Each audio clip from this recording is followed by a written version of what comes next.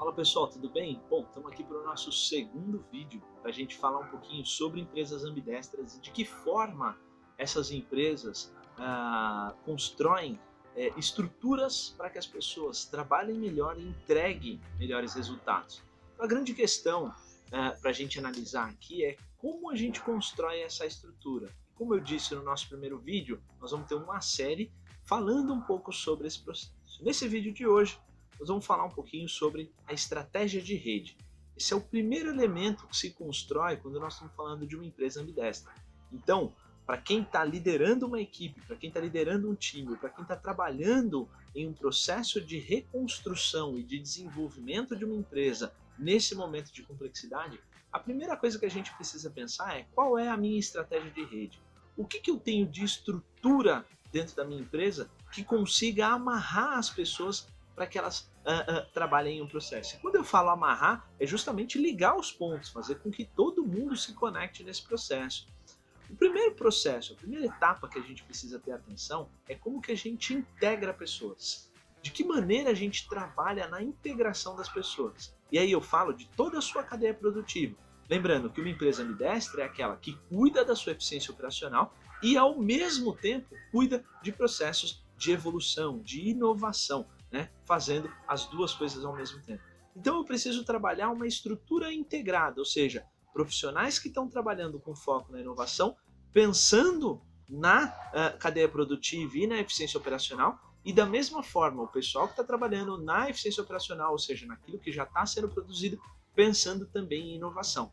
Além disso, eu preciso integrar toda a minha cadeia produtiva, ou seja, todos os meus fornecedores, clientes, parceiros, todas as pessoas que fazem parte desse processo, eu preciso integrar nessa estrutura.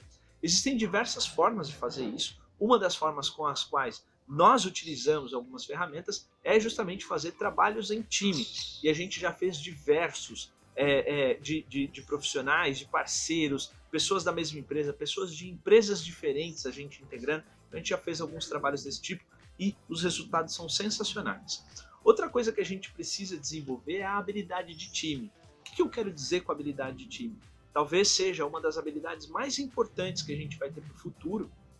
E a habilidade de time é essa capacidade de você se integrar rapidamente a um grupo de pessoas e entender qual é o objetivo comum, o que a gente está buscando como resultado final e trabalhar para construir esse resultado.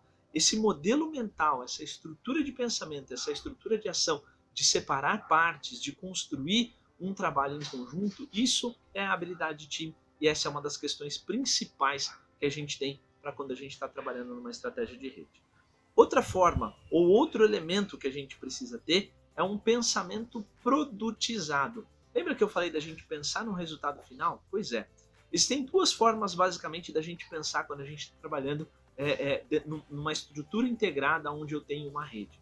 A primeira é o pensamento projetizado, ou seja, eu crio um projeto e eu trabalho com o pensamento, com o foco na estrutura do projeto, ou seja, naquilo que eu vou entregar, né? Mas pensando em estrutura, tá? Quando eu tenho um pensamento produtizado, eu trabalho com o foco no resultado final e o projeto passa a ser uma etapa da estrutura e não o objetivo. Ou seja, eu não necessariamente preciso fazer etapa por etapa daquilo que eu projetei, tá? Então eu preciso ter uma estrutura que seja mais flexível aqui, porque talvez eu tenha que adiantar um processo, eu tenha que adiantar um passo para eu conseguir entregar um resultado. Então o pensamento produtizado é um pensamento com resultado final. E o último elemento é a separação organizacional. Ou seja, no momento em que eu tenho duas estruturas trabalhando de forma alinhada, eu preciso pensar que esse cara ainda tem a responsabilidade da inovação e esse cara ainda tem a responsabilidade da eficiência operacional. Ou seja, eu não posso confundir essas duas estruturas, embora eu tenha trabalhos que vão ser integrados aqui nesse processo. Essa separação, ela permite com que as pessoas mantenham a atenção principal naquilo que elas estão fazendo, tá? Mantenham a atenção naquilo que elas estão fazendo. Então eu preciso ter um time focado mais em inovação e um time mais focado na minha eficiência operacional, na minha estratégia de operação. Tá? Eu preciso ter essas duas estruturas. Mas isso tem que se conversar.